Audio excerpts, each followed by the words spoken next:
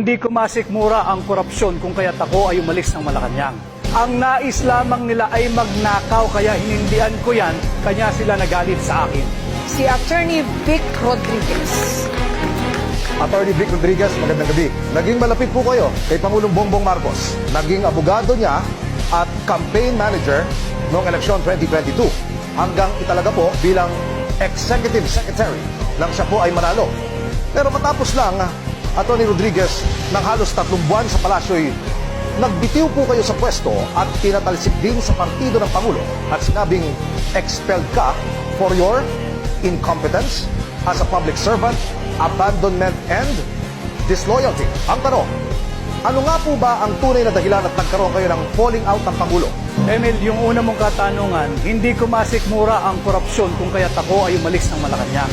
Ako ay binigyan pa ng isang posisyon, ang Presidential Chief of Staff, subalit hindi ko na gusto yung direksyon na kanilang tinatahak. Kaya sabi ko, ayoko na at ako'y babalik na lang sa pribado.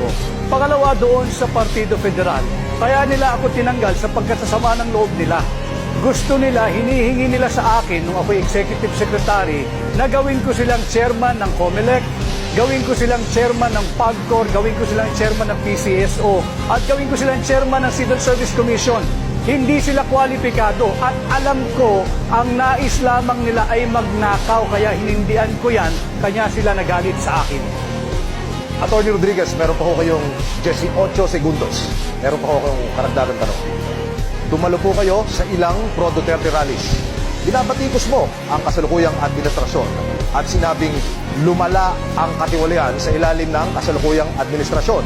Paano niyo po mapatutunayan ang mga mabibigat na paratang na ito, Attorney Sir? Pag-usapan natin, Emil, yung blanco na daang bilyong pisong Bicameral Conference Committee report na siyang naging pundasyon ng GAA. Ito ay blanco. This is criminal.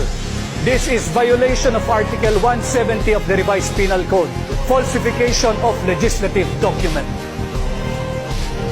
Attorney Rodriguez, ano ho naman ang maisasagot nyo dun sa mga nagsasabi na baka kayo tumatakbo ay dahil gusto nyo lang pong resbakan o pag-revenge yung inyong pagkakatanggal sa inner circle ni Pangulong Marcos? Jessica, kaya ko tinanggap ang hamon na pamunuan ng tunay at maisog na oposisyon para labanan ang korupsyon.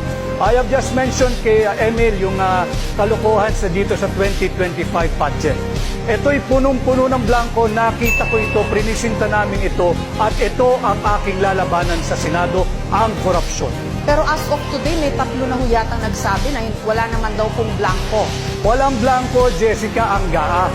Ang pinapakita namin blanco ay yung Bicameral Conference Committee, yung enrolled bill na naging GAB, yung General Appropriations Bill. Maraming salamat po, Attorney Rodriguez.